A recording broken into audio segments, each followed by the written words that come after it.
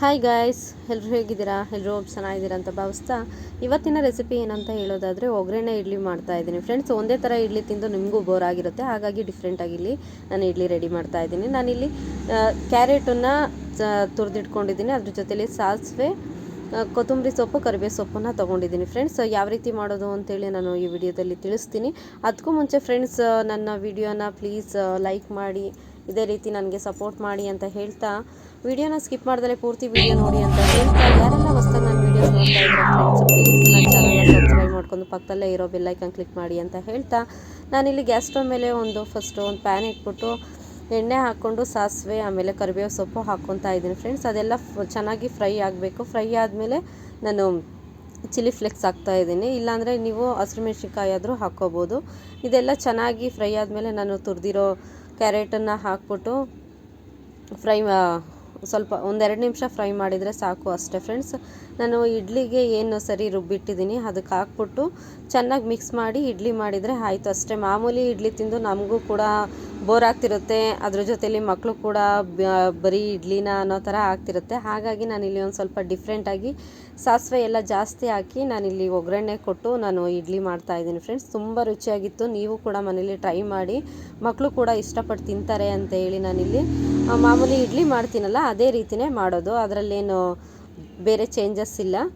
ಮಾಮೂಲಿ ಇಡ್ಲಿ ಪಾತ್ರೆಗೆ ನೀರು ಹಾಕ್ಬಿಟ್ಟು ನಾನು ಇಡ್ಲಿ ಹಾಕ್ತೀನಲ್ಲ ಅದಕ್ಕೆಲ್ಲ ಆಯಿಲ್ ಹಾಕ್ಬಿಟ್ಟು ನಾನು ಇಡ್ಲಿ ಹಾಕಿ ನಾನು ಬೇಯಲಿಕ್ಕೆ ಇಟ್ಟಿದ್ದೀನಿ. ನೆಕ್ಸ್ಟ್ ಅದಕ್ಕೊಂದು ಚಟ್ನಿ ಬೇಕಲ್ವಾ, ಹಾಗಾಗಿ ನಾನಿಲ್ಲಿ ಕಡಲೆ ಬೀಜ ಹಾಕ್ಬಿಟ್ಟು ನಾನು 2 ಕಪ್ಪು ಚಿಕ್ಕ ಬೌಲಲ್ಲಿ 2 ಬೌಲ್ ಕಡಲೆ ಬೀಜ ಹಾಕಿ ನಾನು ಚೆನ್ನಾಗಿ ಹುರ್ಕೊತಾ ಇದ್ದೀನಿ. ಹುರ್ಕೊಂಡಾದ್ಮೇಲೆ 2-3 ಹಸಿಮೆಣ್ಸಿನ್ಕಾಯಿ ಹಾಕ್ಕೊತಾ ಇದ್ದೀನಿ.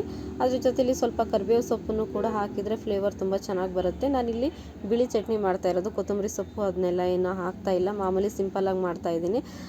ಸಿಂಪಲ್ಲಾಗಿ ಅಂದರೆ ಖಾರವಾಗಿ ನಾನು ಮಾಡ್ತಾ ಇರೋದು. ಆಲ್ರೆಡಿ ಅದಕ್ಕೆ ಇಡ್ಲಿಗೆ ಒಗ್ಗರಣೆ ಕೊಟ್ಟಿರೋದ್ರಿಂದ ನಾನಿಲ್ಲಿ ಚಟ್ನಿಗೆ ಕೊತ್ತಂಬರಿ ಸೊಪ್ಪು ಯಾವುದನ್ನು ಹಾಕಿಲ್ಲ, ನಾನು ಸಿಂಪಲ್ಲಾಗಿ ಮಾಡ್ತಾಯಿದ್ದೀನಿ. ಎಲ್ಲ ಹುರಿದಿಟ್ಟಿರೋದು ಒಂದು ಮಿಕ್ಸಿ ಜಾರಿಗೆ ಹಾಕ್ಬಿಟ್ಟು ನೆಕ್ಸ್ಟು ಚಿಕ್ಕ ಬೌಲಲ್ಲಿ 1 ಬೌಲು ಕಾಯಿ ತುರಿ, ಸ್ವಲ್ಪ ಜೀರಿಗೆ, ರುಚಿಗೆ ತಕ್ಕಷ್ಟು ಉಪ್ಪು ಹಾಕಿ 4-5 ಎಸಳು ಬೆಳ್ಳುಳ್ಳಿ ಹಾಕಿ ಸ್ವಲ್ಪ ನೀರು ಹಾಕಿ ನಾನಿಲ್ಲಿ ಗ್ರೈಂಡ್ ಮಾಡ್ಕೊತಾ ಇದ್ದೀನಿ ಫ್ರೆಂಡ್ಸ್. ಚಟ್ನಿಗೂ ಇಡ್ಲಿಗೂ ಒಳ್ಳೆ ಕಾಂಬಿನೇಷನ್ ಆಗಿ ಚೆನ್ನಾಗಿತ್ತು. ನೀವು ಕೂಡ ಮಿಸ್ ಮಾಡ್ದಲೇ ಟ್ರೈ ಮಾಡಿ ಅಂತ ಹೇಳ್ತಾ ಮಕ್ಕಳು ತುಂಬಾ ಇಷ್ಟಪಟ್ಟು ತಿಂತಾರೆ ಫ್ರೆಂಡ್ಸ್. ನಾನು ಚಟ್ನಿನೆಲ್ಲ ಒಂದು ಬೌಲಿಗೆ ಸರ್ವ್ ಮಾಡ್ಕೊತಾ ಇದ್ದೀನಿ. ಹಾಗಾಗಿ ಮಜ್ಜಿಗೆನೂ ಕೂಡ ರೆಡಿ ಮಾಡಬೇಕು. ಈ ಬಿಸಿಲಿಗಂತೂ ಮಜ್ಜಿಗೆ ಇಲ್ದಲೇ ಊಟ ತಿಂಡಿ ಏನೂ ಮಾಡೋಕ್ಕಾಗಲ್ಲ.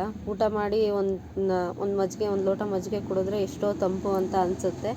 ನೀರಿನ ಬದಲು ಆದಷ್ಟು ನೀರಿನ ಜೊತೆ ನೀರನ್ನು ಕುಡೀರಿ, ಅದ್ರ ಜೊತೆಲಿ ಈ ಥರ ಲೈಟಾಗಿ ಲಿಕ್ವಿಡ್ಗಳ್ನ ತೊಗೊಳ್ಳಿ ಅಂತ ಹೇಳ್ತಾ ನಾನಿಲ್ಲಿ ಮಜ್ಜಿಗೆ ಎಲ್ಲ ರೆಡಿ ಆಯಿತು.